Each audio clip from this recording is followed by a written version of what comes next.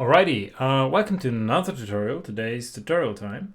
Now I want to show you how to get your mixdown right, especially how to merge your kick with the lead sounds, because that's been a big issue. I've seen that a lot of times. It seems to be very hard for lots of guys to really get this together, and it is hard. It definitely is hard, but I'm going to show you a few things that will make it a lot of easier for you, and you will say like, wow, that's very nice, because I found that out myself, and I thought like, fuck, why didn't I do that? Like, it's so cool. I'll just share the things I found out with you, which helped me a lot to get the kick really in the center, to get it really clean in your mixdown, without kind of killing the leads, Righty. First, have a listen. That's the example I will use to explain you.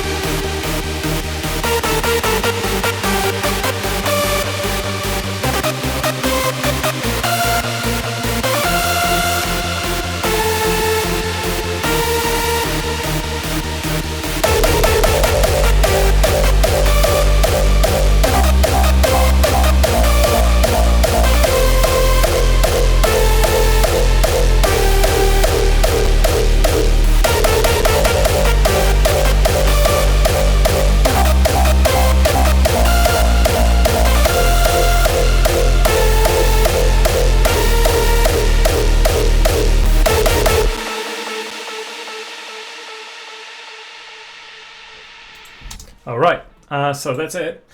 First, I'll just show you the lead design a bit.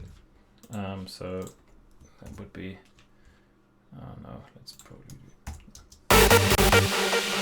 Okay, so this is the virus only now.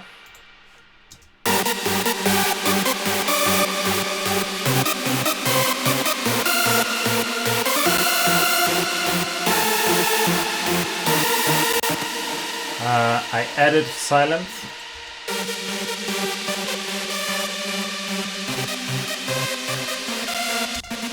Just to give it some body, like mid frequencies. I wanted to push the mid frequencies a bit. Yeah, this is the character of the lead now, which kind of gives it the sound itself. So yeah, the lead sound actually sounds like this.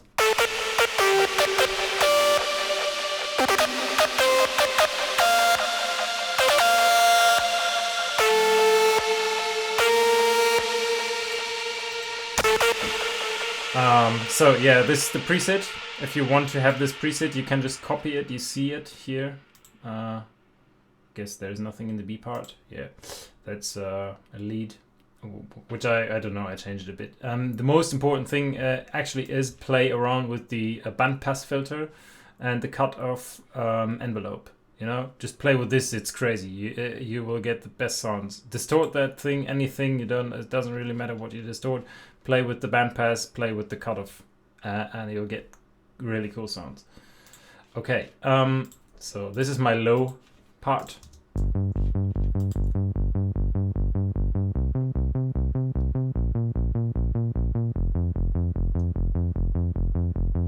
So I really love this one. This is my background. This is, I guess it's just some, it's just some hypersaw.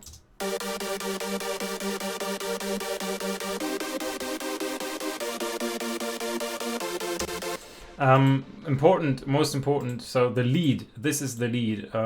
This goes to a reverb here.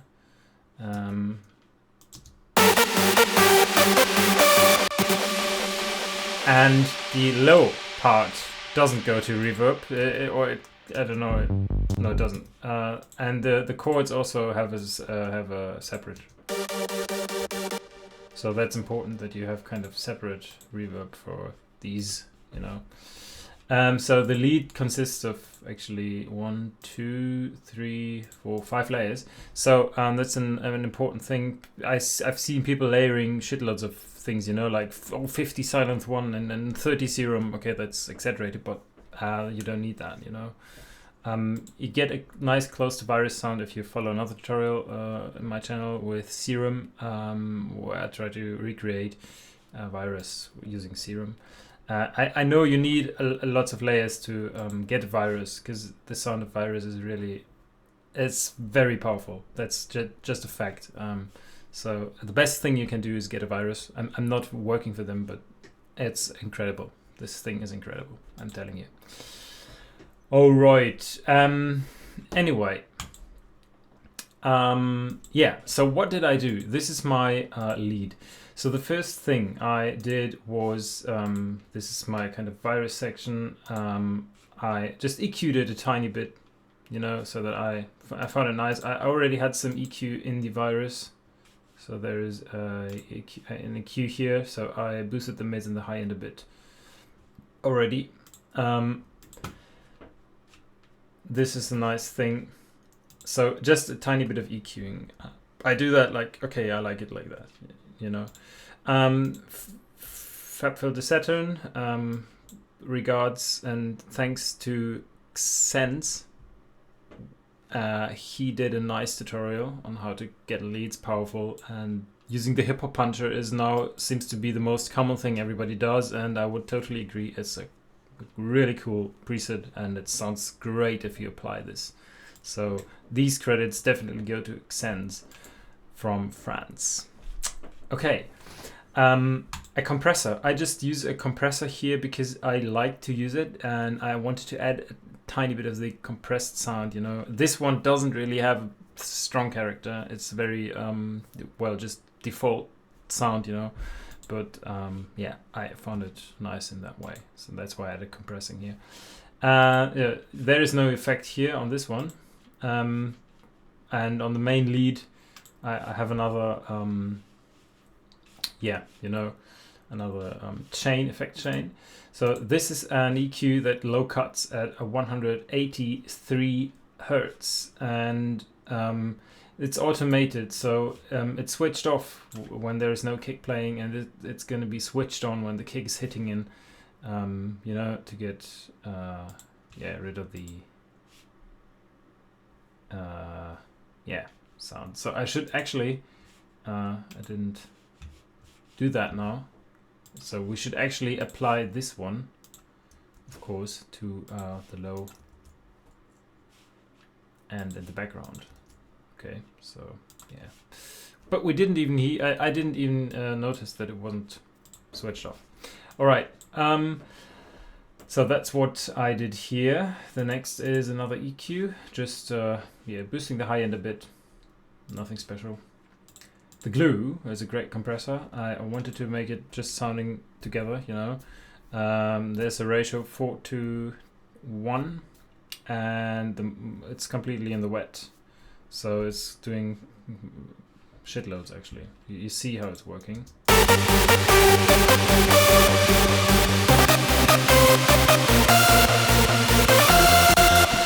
Well, it's not doing shitloads, but it's working, of course. And then another Saturn with the hip hop puncher again. That's my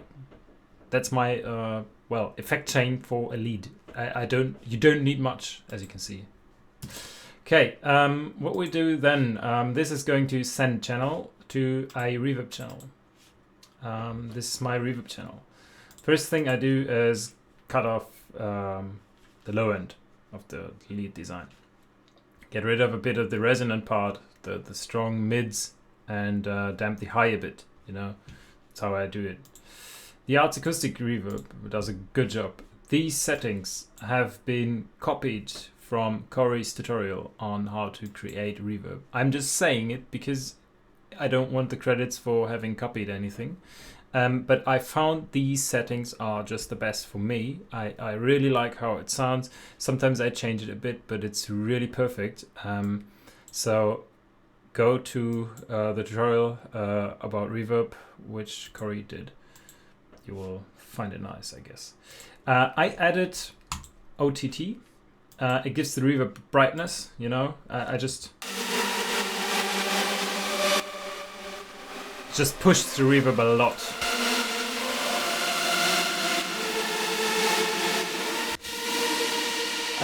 The most important thing now, 2 compressors.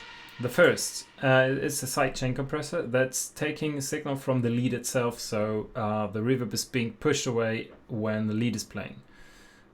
So you kind of have the lead sound always clear and the reverb kind of seeming to be like going around the lead. That's important.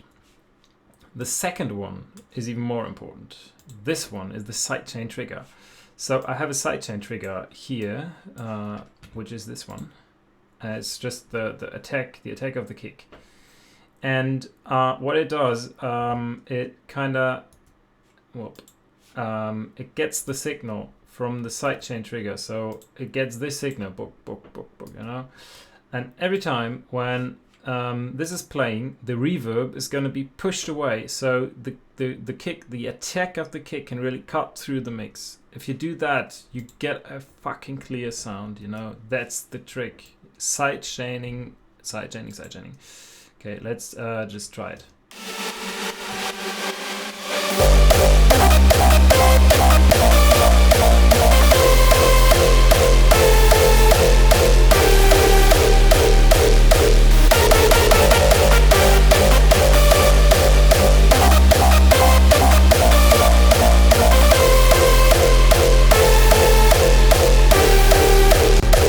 So this makes everything really, really, really clear. So I always sidechain the attack.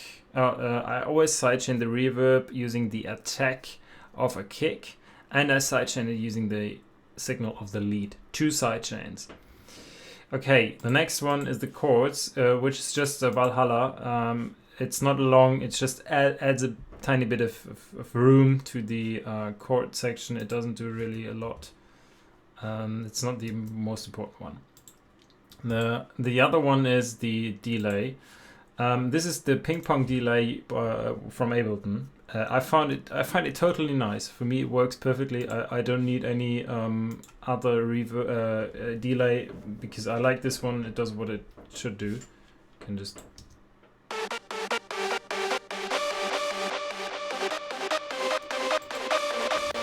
And actually you want reverb and delay just kind of, working with the pulse of the track, you know. So you can already hear, I will just now play reverb and delay together, and you will hear that there is a pulse of the track, that there is something like a rhythm, but there is actually no rhythm. There is just gain reduction. That's what's happening. There is just gain reduction at some moments, which kind of gives the reverb and delay a rhythm and makes the track very, very round, very, well shaped.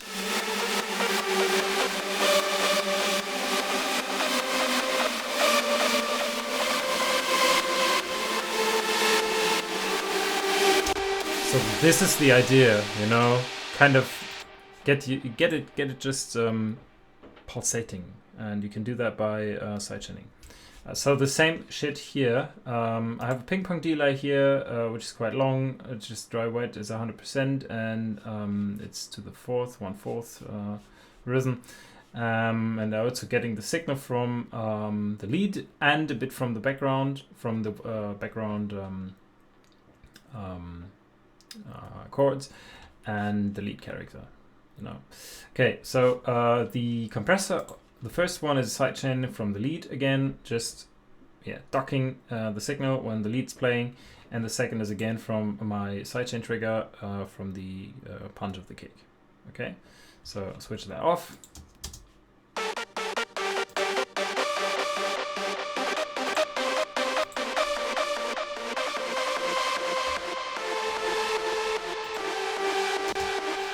And now I'll switch off all of these.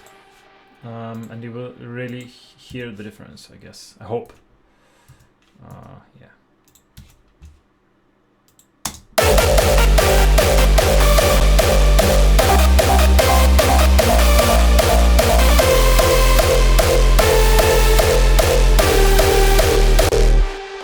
switch it on.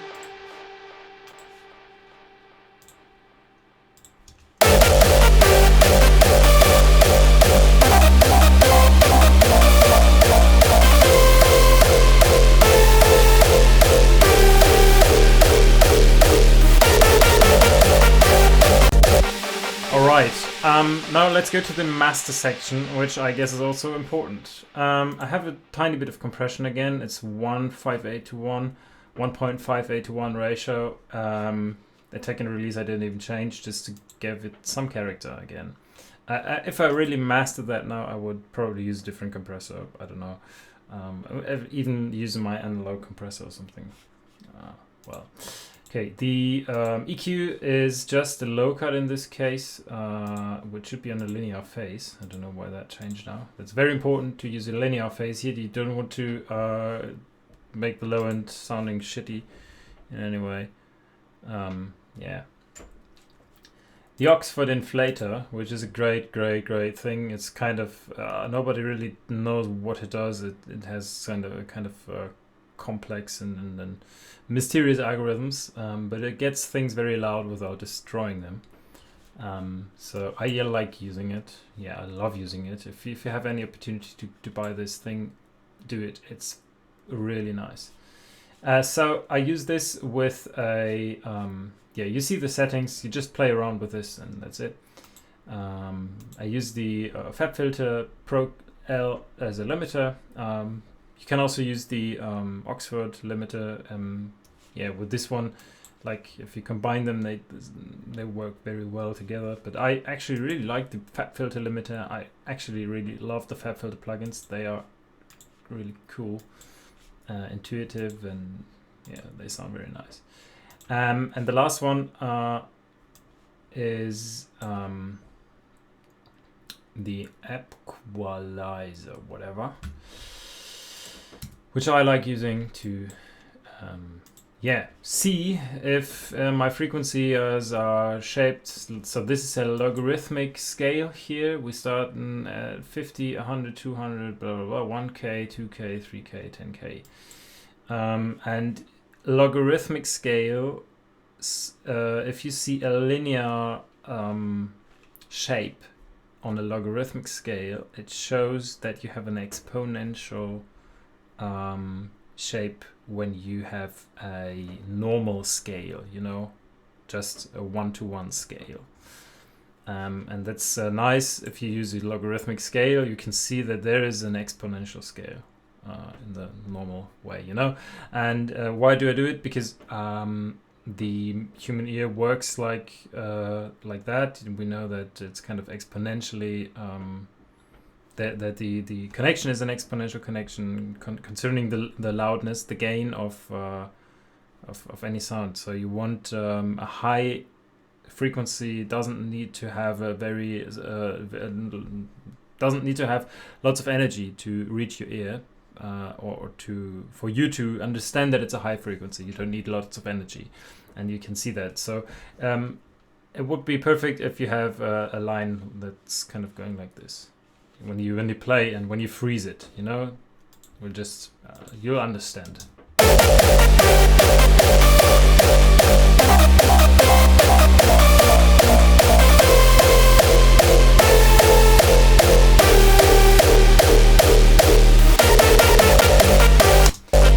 I just like using this as a reference, just to check in a way if I'm right with my low end, high end, and so on. So yeah, that's already what I do. Maybe well, let me see if I did. Yeah, what I did in the with the virus here, I also sidechained the attack of the instruments here. So I just sidechained the attack again, but I didn't do it with all of these because I found that it was okay to do it only with one, because we still want some kind of attack of the melody playing, you know. You don't want it to be like chopped off by anything. So you can sidechain it a bit, or sidechain a few instruments, or sidechain everything, but not much, just to get the punch even more standing out in the mix without killing the without killing lead sound. Yeah. Okay. So don't know if you want, let's listen through it again. But I hope you enjoyed it. I hope it helps a lot.